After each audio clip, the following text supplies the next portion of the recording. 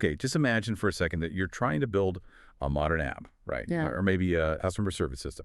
You need SMS, video calls, maybe chatbots, and they all have to work together smoothly, securely. It sounds like a total logistical nightmare, doesn't it? But what if I told you there's this powerful underlying tech, like digital Lego bricks for communication? It makes all that modern connectivity not just possible, but, really scalable. It's called CPaaS, Communication Platform as a Service. Okay, let's unpack this quiet revolution. Yeah, and what's fascinating here is that CPaaS, it's really not some niche corner of the tech world anymore. This deep dive, we're going to show you the truly explosive growth and the future path of the global CPaaS market. We're pulling our insights from a pretty comprehensive source, the Global CPaaS Market Expansion 2021 to 2033 Trends and Forecasts Report. And understanding this market, it really matters, whether you're in tech or business or honestly just curious about digital trends, because it's rapid expansion. It affects how we all connect every single day. Right, and when you say explosive growth, we're talking about numbers that really shift the perspective. CPaaS isn't just niche tech anymore. It's becoming like a fundamental digital utility. So to get a sense of the scale, back in 2021, the global market was, just over $8.2 billion? That's right, 8,245.76 million to be precise. Okay, fast forward just a bit to 2025, and it's projected to more than double. We're looking at over 20 billion. 20,253.9 million is the projection. But here's the really wild part. By 2033, the forecast, it jumps to a massive $122.2 billion. $122,199 million. It's quite remarkable. That's just a huge leap in, under a decade. So what does that kind of exponential growth actually feel like for businesses on the ground? Are they scrambling, or is adoption keeping pace easily? That's a great question. Because, yeah, the growth is phenomenal, but it also shows how quickly businesses are adapting, which is interesting in itself. And if we connect this to the bigger picture, this kind of growth, it isn't just happening by accident. This incredible path reflects a compound annual growth rate, that's CAGR, of 25.19% globally. Okay, CAGR. Can you just quickly unpack what that means for us? Sure. A KGR basically gives you the average annual growth rate over a set period. It smooths out the ups and downs. And hitting nearly 25.2% globally, that points to this huge sustained surge. Okay. And it's really fueled by some big shifts we're all seeing. Think about digital transformation. Every business from, your local bakery trying online orders to a huge bank handling secure stuff, they're all trying to digitize basically every customer touch point. Makes sense. Then there's remote work, obviously. That just normalized our need for instant communication tools. And then you have APIs, application programming interfaces. They're like the translators letting different software talk to each other. They're the glue. Got it. So CPaaS bundles all these communication channels: SMS, video, chat, voice, and the APIs. It makes it super easy for any business to, say, add a video chat button to their app or send automated SMS updates. Without needing to build the whole complex system themselves. Exactly. That ease of integration, that's a massive accelerator for this growth. Okay, so we've got the global picture. Yeah. This really astonishing widespread growth. It almost reminds me of, the early days of cloud computing. People talked about it, then boom, it was just everywhere. But here's where it gets really interesting for me.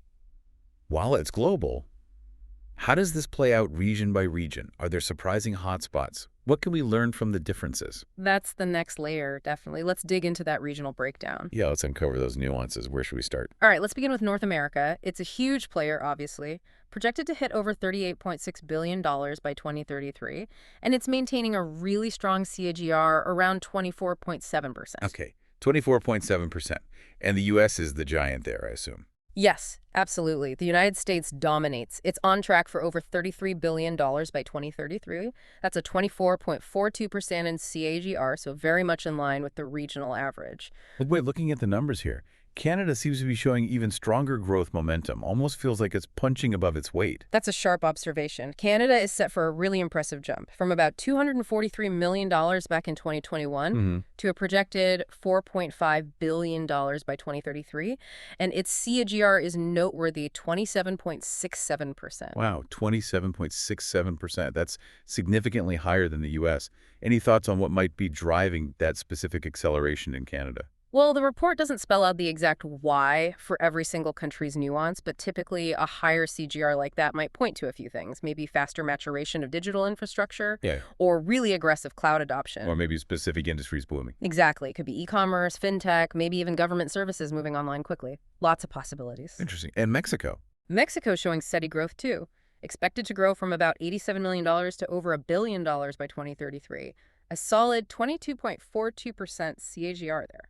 Okay, let's hop across the Atlantic. What's the story in Europe? Europe's market is equally robust, forecasted to reach over $34.4 billion by 2033, and its overall CAGR is actually slightly higher than North America's at 25.38%. Okay, so consistent strength. What about the major economies there? UK, Germany, France? Yeah, they're all showing strong individual growth. The UK is around 24.5%, Germany just over 25%, France slightly higher at 25.6%, so all in that mid-20s range. Yeah. Reflects that broad digital transformation happening in established market. But I'm noticing something interesting in Southern Europe.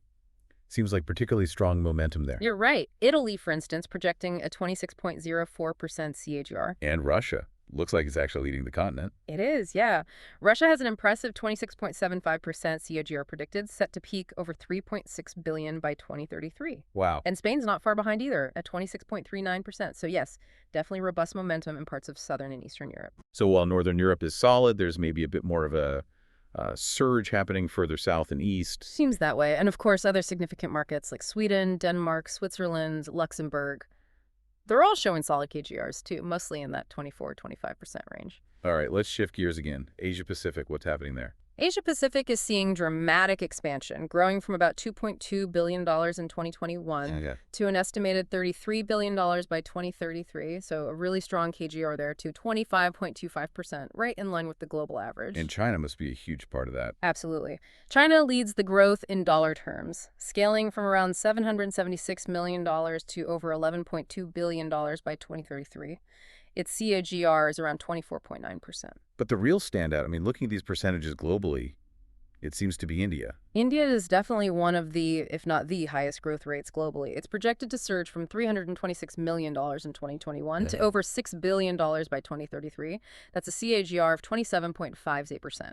27.5%. That's phenomenal. Yeah. Now, given India's scale and the speed of its digital transformation, is that kind of growth sustainable long term? Or is it like a catch-up surge that might level off a bit? That's a fair question to ask about sustainability. There will always be market fluctuations, but the underlying drivers in India seem really strong. You've got this vast, young, tech-savvy population, Right. Rapidly expanding internet access, strong government pushes for digital services. It suggests this isn't just a flash in the pan. The basic demand for integrating digital communication is just massive there. Okay, makes sense. What about other key markets in APAC?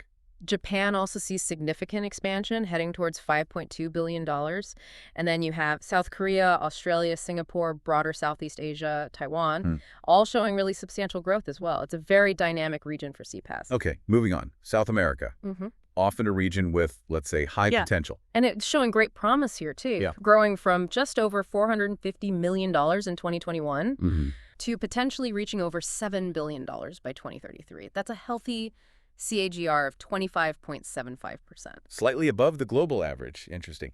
Any specific countries leading the charge? Brazil, Argentina, and Colombia are all highlighted for their robust individual growth rates, clustering around 26.4%.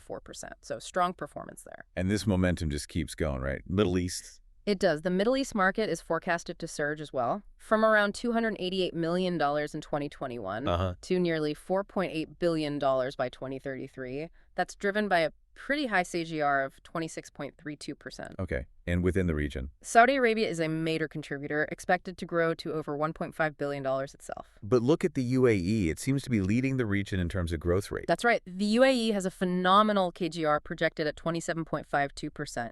growing from just over $50 million to nearly $940 million by 2033. Wow, another rate over 27.5%. That's really a remarkable percentage growth. Indeed. It really reflects the UAE's aggressive push towards digital innovation, smart city initiatives, that sort of thing. Okay, and finally, Africa. Africa's CPaaS market is also on a strong upward trend, growing from about $272 million in 2021 to over $4.2 billion forecast by 2033. That marks a strong CGR of 25.58%. And the key players there. Nigeria and South Africa are highlighted as leading that growth. South Africa specifically is posting a very strong 26.13% CAGR. Phew.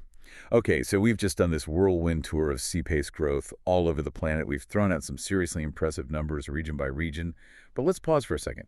What does all this mean for you listening right now? What's the big takeaway from this massive, widespread market acceleration? Yeah, stepping back, the central theme is just crystal clear, isn't it? The communication platform as a service market is, well, it's booming worldwide. What's really striking is that almost every single region, every country we looked at is showing strong double-digit growth, and consistently right through 2033. It's not a blip. Not at all. It just reflects this persistent, actually escalating demand for real-time communications and the power of these cloud-based APIs we talked about, and just the fundamental need for businesses to have seamlessly integrated digital interactions. Right, it's clearly not just some abstract tech trend anymore. It's becoming fundamental to how businesses actually operate. Yeah, And it's transforming sectors we interact with constantly. exactly. I mean, think about healthcare. CPaaS isn't just sending you an SMS appointment reminder anymore, right? Not at all. It's enabling maybe AI chatbots to walk patients through pre-op stuff or secure video calls for telehealth right inside their patient portal.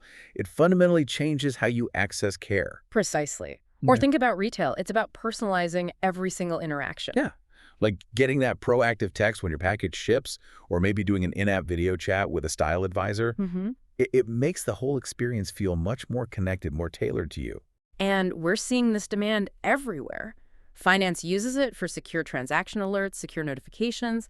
Even government agencies are leveraging CPaaS for public outreach, service delivery. It's really becoming pervasive. It's making digital communication not just, possible, but frictionless and actually useful and personal. Yeah. Okay, so to wrap things up then, the big picture is CPaaS isn't just some tech buzzword, some back-end thing you never think about.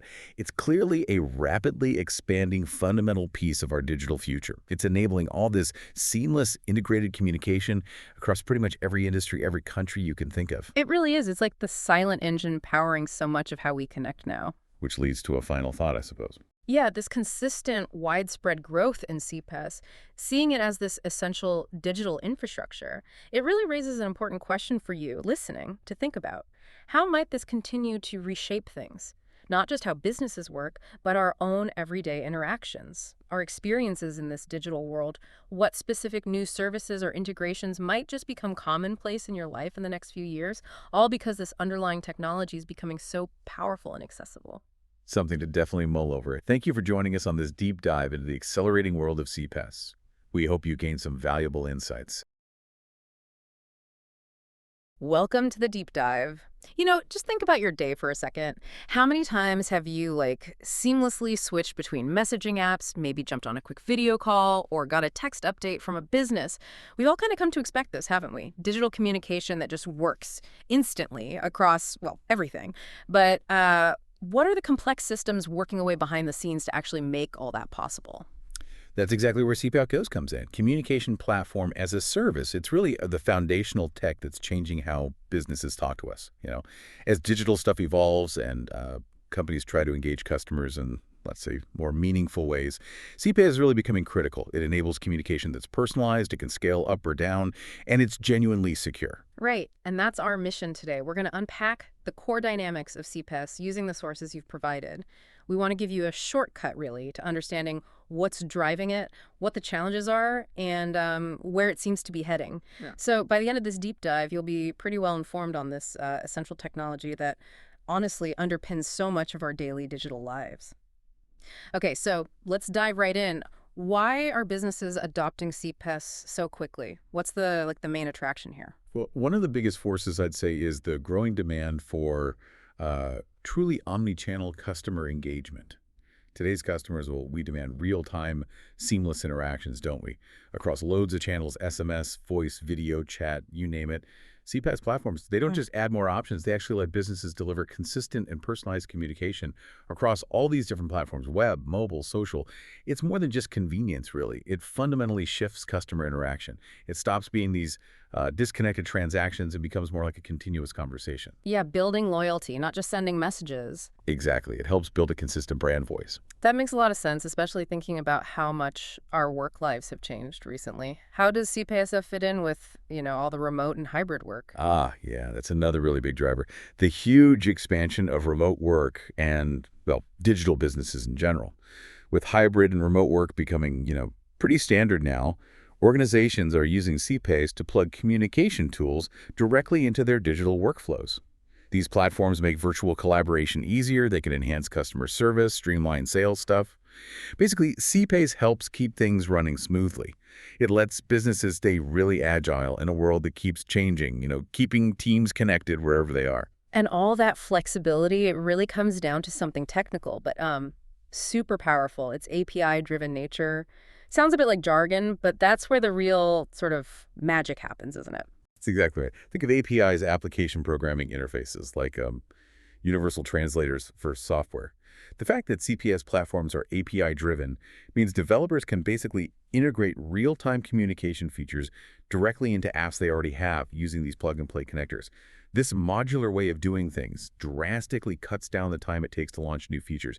It reduces development costs, significantly. It means businesses don't have to build all this complex communication infrastructure themselves from the ground up. You see it everywhere: healthcare, retail, finance, education. It allows for custom, scalable, and really user-focused communication experiences. They're tailored to what's needed. Okay, but despite all that promise, CPAS isn't exactly a smooth ride all the way, is it? There are growing pains. What are some of the big hurdles businesses run into? Yeah, absolutely. One of the major concerns, especially for businesses, revolves around data privacy and security. It's a big one. You see, CPaaS means sending sensitive customer data through these third-party platforms. That means you absolutely have to comply with regulations like GDPR over in Europe or HIPAA for health information in the US. A single breach or even just mishandling data can completely destroy trust. And that can really put organizations off adopting CPaaS, particularly in those really regulated areas like finance and healthcare. Right, trust is everything there. And it's not just about rules and regulations, is it? The actual physical infrastructure, that can be a massive barrier too. What about the differences in internet connectivity around the world? That's spot on. Another huge hurdle is simply the lack of decent internet infrastructure in, well, quite a few developing regions.